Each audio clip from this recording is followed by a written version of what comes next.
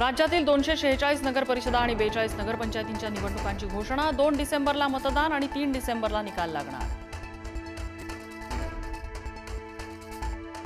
दुबार मतदारांच्या मुद्द्यावरून राज्य निवडणूक आयोगाची भंबेरी। दुबार मतदारांवरून पत्रकारांच्या प्रश्नांची सरबत्ती।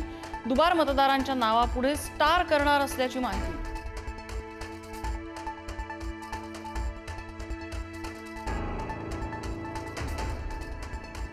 निवडणूक आयोगाची पत्रकार परिषद पाहून तळपायाची आग मस्तकात। राज ठाकरेंचा संताप। मतदार यादीतल्या घोळावर निवडणूक आयोगाला उत्तर देता आलं नाही। राज ठाकरे यांची पोस्ट।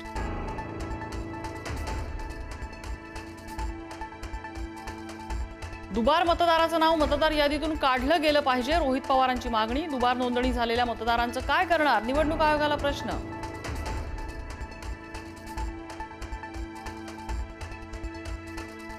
विरोधी पक्षाच्या शिष्टमंडळाने घेतली केंद्रीय निवडणूक आयुक्तांची भेट। निवडणूक आयोगाचं सरकारच्या दबावाखाली काम सुरू।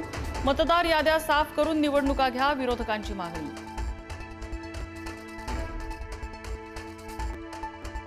बारामतीत अजित पवारांच्या राष्ट्रवादीकडून जय पवार यांना नगराध्यक्षपदासाठी उमेदवारी देण्याची शक्यता। बारामती नगराध्यक्ष सर्वसाधारण गटासाठी राखीव।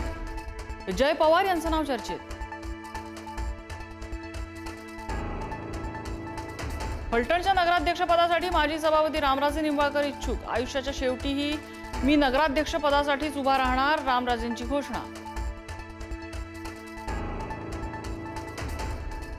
आजपासून इस्लामपूरचं नवं नाव ईश्वरपूर। चंद्रशेखर बावनकुळेंची माहिती। बावनकुळेंनी मानले अमित शहा आणि मुख्यमंत्र्यांचे आभार।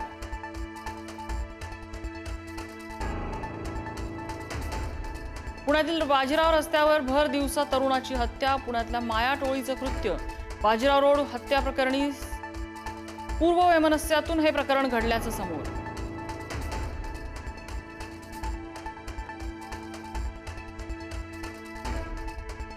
छत्तीसगडच्या बिलासपूरमध्ये भीषण ट्रेन अपघात। पॅसेंजर ट्रेनला मालगाडीची टक्कर। अनेक डबे रुळावरून घसरले।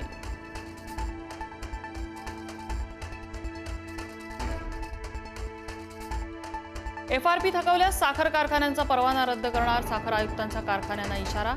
7 कारखान्यांनी थकवली एफआरपी।